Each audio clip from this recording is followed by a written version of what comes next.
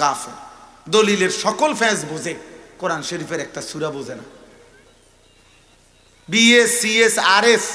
আমি একদিন ৮৬ বছরের এক বুড়া মিয়ারে জিগাইছি, চাচা আল্লাহর রহমতে এমনি কোনো অসুবিধা আসেনি, আমনে আপনার খাইয়া পড়ে কেমন আছেন? আল্লাহর রহমতে হুজুর আমনগো দোয়া এখনো পুরা ইউনিয়নের মানুষ দলিল বুঝতে আমার কাছে আই। একবার কসম এবার আমার, হ্যাঁ, কত বড় নেহামত আল্লাহ ওনারে দিস। মানুষ অনো উনি অসল হয়ে গেছে, অনো মানুষ উনারতে দলিল বুঝে, কেমন বুঝাটা উনি বুঝছে। অথচ তাব্বাত ইয়াদা সূরাটা জিজ্ঞেস করবেন, আত্তাহিয়াতু দোয়ায়ে কুনুত শুদ্ধ না, সূরা কিরাত শুদ্ধ।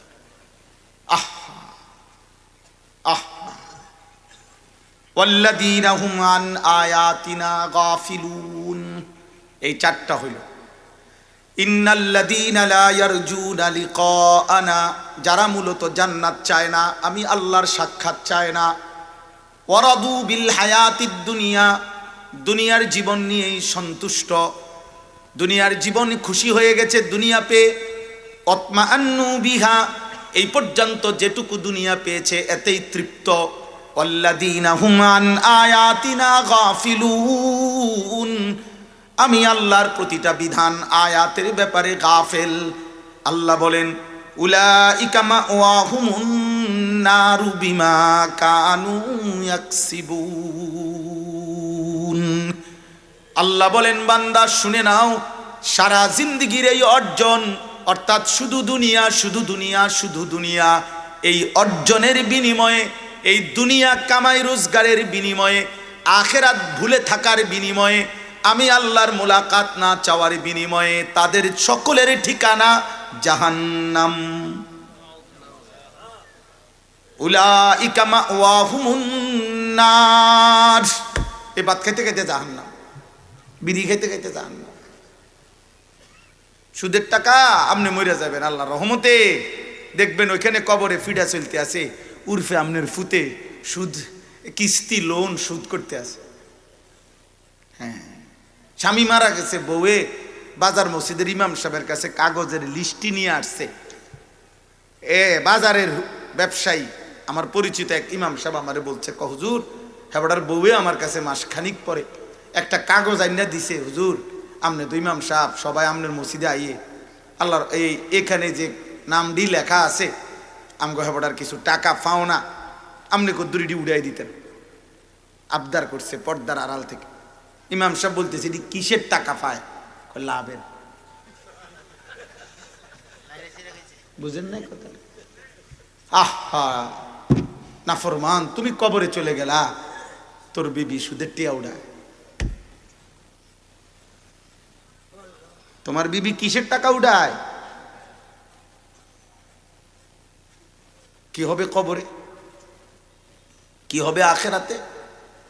উলাইকা মাওয়াহুমুন নার বিমা কানু ইয়াকসিবুন। অতএব এটা বুঝেন, ব্যাখ্যা করলে তো আরো বলতে পারতাম, কিন্তু সময় তো নাই, এই জন্য বললাম।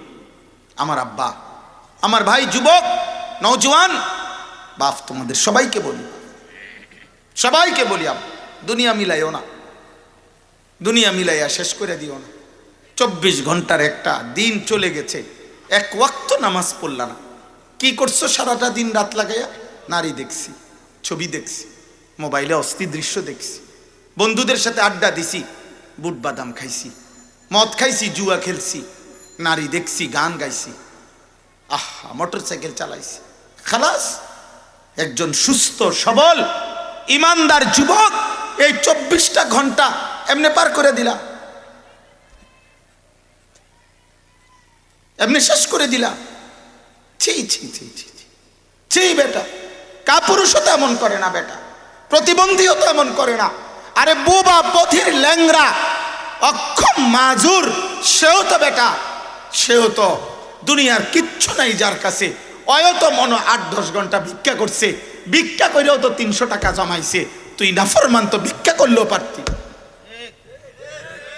আরে নাফরমান, নারী দেখা, ছবি না দেখা, উলঙ্গ দৃশ্য না দেখে, মোবাইলের অস্থির ছবি না দেখে তুই ভিক্ষা করতি। ভিক্ষা মাটি কাটতি, মাটি তাইলেও তো দিন শেষে 400 টাকা রোজ পাইতি।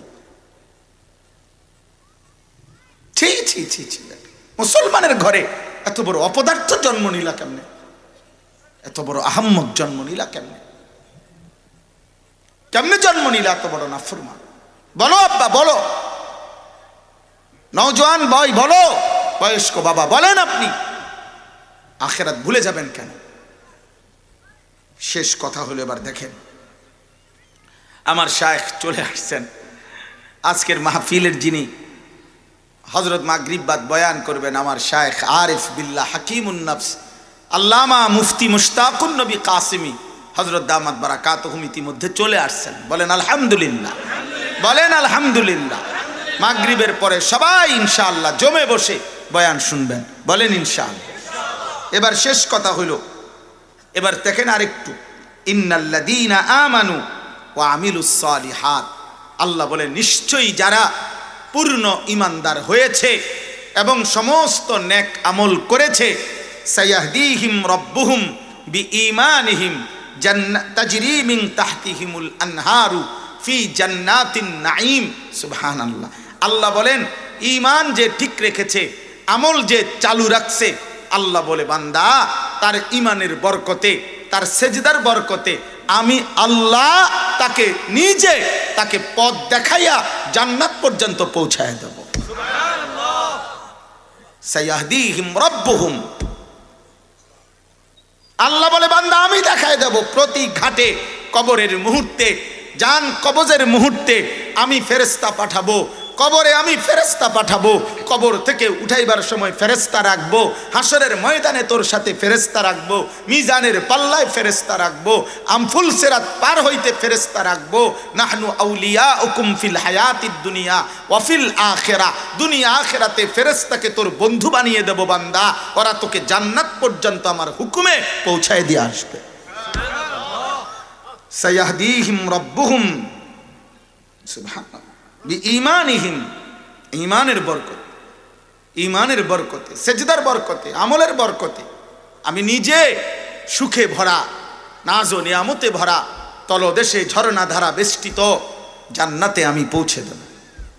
আর জান্নাতে পৌঁছে আমার বান্দা বলবে, এ শেষ দাওয়াহুম ফিহা, জান্নাতে গিয়ে সমস্ত জান্নাতি বান্দার জবানে আহ্বান, এই কথাই মুখে বলবে, সুবহানাকাল্লাহুম্মা, আয় আল্লাহ আপনার পবিত্রতা ঘোষণা করছি, আপনার পবিত্রতা বর্ণনা করেছি, আপনি আমারে দয়া করে জান্নাত দিছেন মাওলা।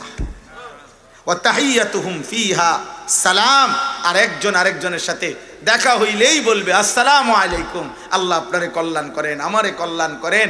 এক জান্নাতি আরেক জান্নাতিকে শুধু সালাম দিবে, অভিবাদন দেবে, আর হাস্য রসে আর মজায় মজায় লিপ্ত হয়ে যাবে। সুবহানাল্লাহ।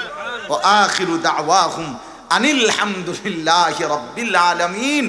আর কথা বলতে বলতে পরস্পরের বাক্য, পরস্পরের সালাম বিনিময়, পরস্পরের জান্নাত উপভোগ করেও আবারও জান্নাতি বান্দা শেষ কথা আবারও বলবে, আল্লাহ আপনারই প্রশংসা, আপনি গোটা জগতের মালিক, আপনি আমারে দয়া করে জান্নাত দিছেন, জান্নাত দিছেন। অর্থাৎ জান্নাতি বান্দা প্রতি মুহূর্তেই আল্লাহর কৃতজ্ঞতা, আল্লাহর শুকর, আল্লাহর পবিত্রতা, আল্লাহর প্রশংসা করতেই থাকবে, করতেই থাকবে, করতেই থাকবে।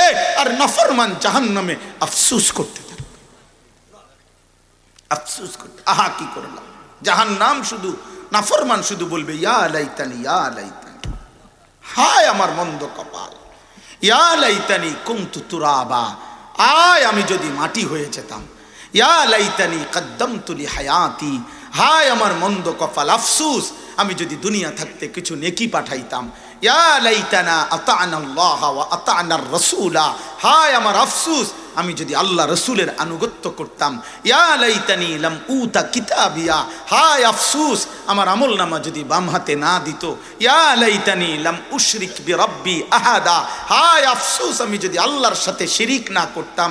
ইয়া লাইতানি কুনতু মাআহুম ফাআফুজা ফাওজান আযীমা, হায় আফসোস আমি যদি নেককারদের সঙ্গী হতাম, আজ তো আমিও জান্নাতি হইতে পারতাম। ইয়া লাইতানি লাম আত্তাখিজ ফুলানান খলিলা, হায় আফসোস আমি যদি অসৎ চরিত্রহীনকে বন্ধু না বানাইতাম, তাদের সঙ্গী না হইতাম। আফসুস করবে, আফসুস। এগুলো সব কোরআনের আয়াত। ইয়া লাইতানি, ইয়া লাইতানি। আল্লাহ আমাদেরকে বুঝ দান করেন। চেষ্টা করবেন ইনশাআল্লাহ, আল্লাহ তাআলা তৌফিক দান করেন। আমার জন্য দোয়া করবেন, আমি আপনাদের জন্য দোয়া করি। আমার ছোট্ট মাদ্রাসা আছে, মাদ্রাসার জন্য দোয়া করবেন। আল্লাহ তাআলা আপনাদের সবাইকে ঈমানের জীবন, আখিরাতের জীবন দান করেন। আমার একটা ছোট্ট কাগজ আছে আপনাদের কাছে, আমার এই ছেলেটা একটা কাগজ দিবে। এই কাগজটা আমার মাদ্রাসার একটা আহ্বান, আপনারা এটা একটু দেখবেন। কিশোর ভাই, যুবক ভাই, তোমরাও দেখো। আমার এই কাগজটা একটু পড়বেন, নিজে পড়তে না পারলে কাউরি দিয়া পড়াইবেন, পইরা আপনি নিজে পড়বেন। এটা আমার একটা আবেদন মাদ্রাসার পক্ষ থেকে, এটা নিয়েন। আল্লাহ তাআলা আপনাদেরকে তৌফিক দান করেন, কবুল করেন।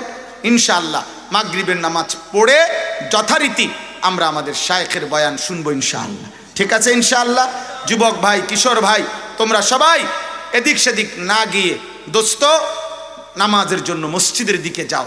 আব্বা আল্লাহকে ভুইলো না, আখিরাত ভুইলো না, নামাজ ভুইলো না। জি, এখানেও জামাত হবে। যাদের অজুর জরুরত প্রত্যেকেই অজু করে আসেন। ছেলেরা, বাবা তোমরাও অজু করে আসো।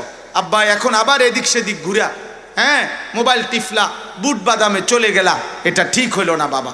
দয়া করে প্রত্যেকেই দয়া করে মেহেরবানি করে ফিকির করে নামাজে আসেন। নামাজের পরে যথারীতি বয়ান হবে। সুবহানাল্লাহি ওয়া বিহামদিহি, সুবহানাকাল্লাহুম্মা।